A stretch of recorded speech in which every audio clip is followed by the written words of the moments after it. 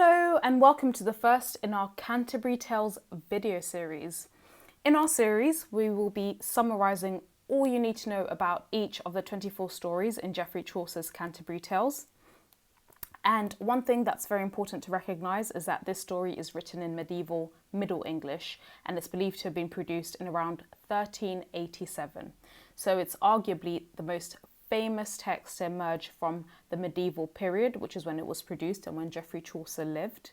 And if you're studying this text, it's important to firstly have a very solid understanding of context, what was happening at the time.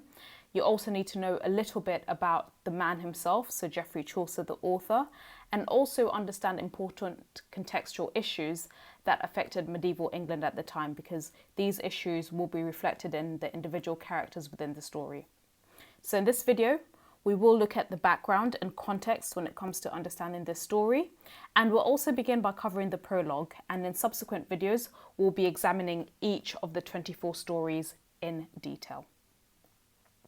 So to begin, Geoffrey Chaucer was born in 1340s in London, and his family was very well off. Indeed, Chaucer himself worked for the wife of Edward III's son as a teenager, so he had a very direct connection to royalty. Chaucer, when he was older, served in the 100 Years' War as a soldier and a diplomat. And from a literature perspective, he's very well known for developing his own style of poetry, which was written in Middle English vernacular, which just means essentially he wrote the way that people at the time spoke, not to be confused for French or Latin. So when you're reading Canterbury Tales and you're seeing how the verses are written by Chaucer, they are not written in French or Latin, they're written in Middle English vernacular.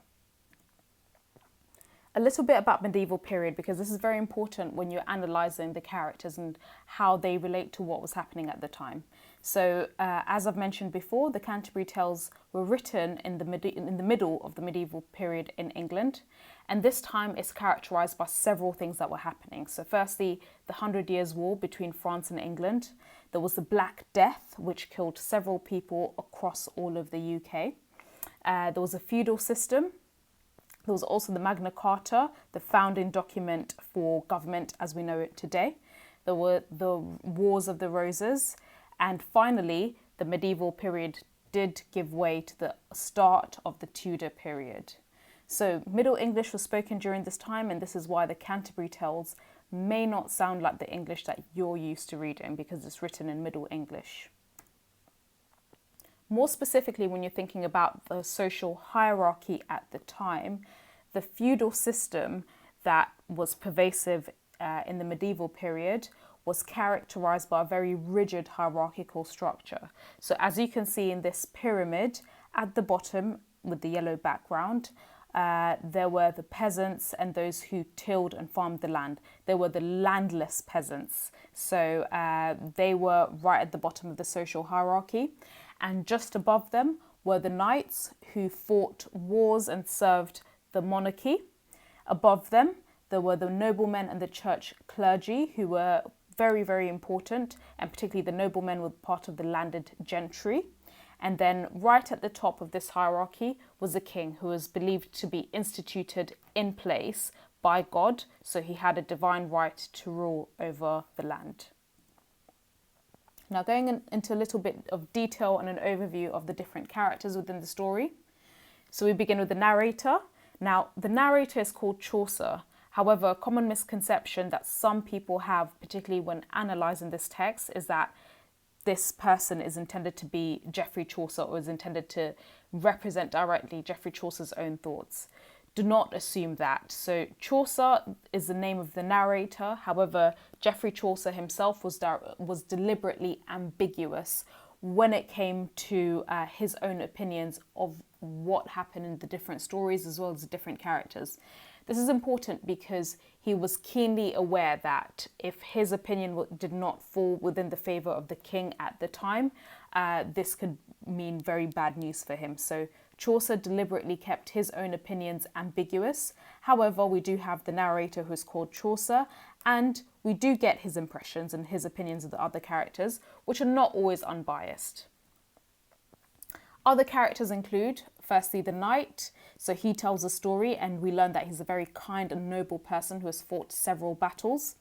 There's the wife of Bath. So she's a woman from a small city in England called Bath, and she's been married several times.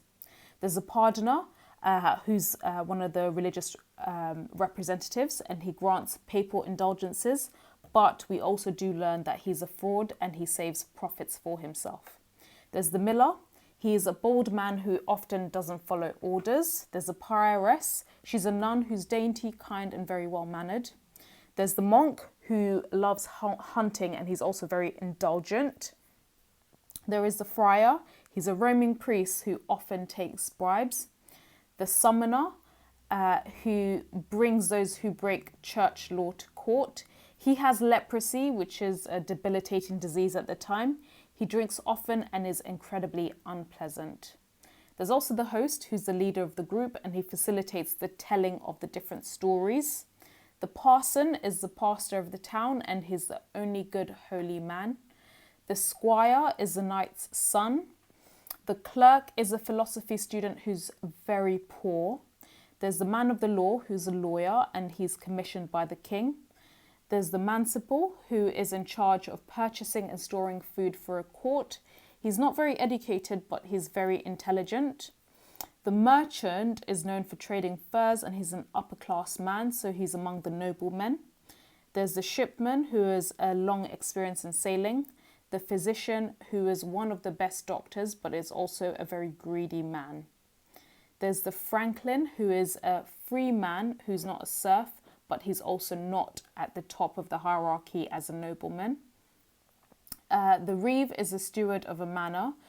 He's good at his job, but he often steals from his lord. The ploughman is the parson's brother. He's a peasant, but he's also a very good man. The guildsmen, who are part of the pilgrimage, are 5 in total. They're always spoken about, however, within the story as one, and they look like a common day labour union or a group of craftsmen. The cook works for the guildsmen. The yeoman is the servant of the knight and his son. The second nun does not have her own story, and neither does the nun's priest. And now, with that in mind, we're going to go into a summary of the prologue.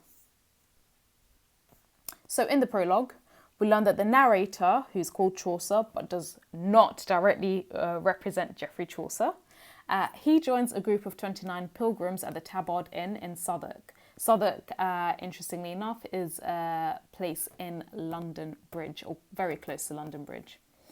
The group is planning to travel to the shrine of St. Thomas Becket, which is in Canterbury, Kent, and the narrator describes all the pilgrims briefly.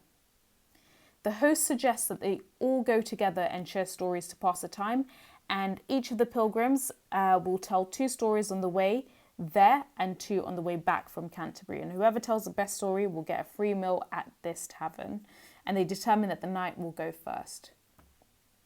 So that's all for now. Thank you so much for listening to our summary on the story itself, as well as the prologue. If you did find this video useful, do give us a thumbs up, and please do subscribe to our channel for more educational videos. So we'll be producing several more videos as part of our Canterbury Tales video series, and we'll also produce accompanying revision sheets. So please do subscribe and do drop us a line if you found this extremely useful, and also if you're keen to hear a little bit more on a particular topic that we've covered but you'd like a bit more depth, do let us know. Thank you.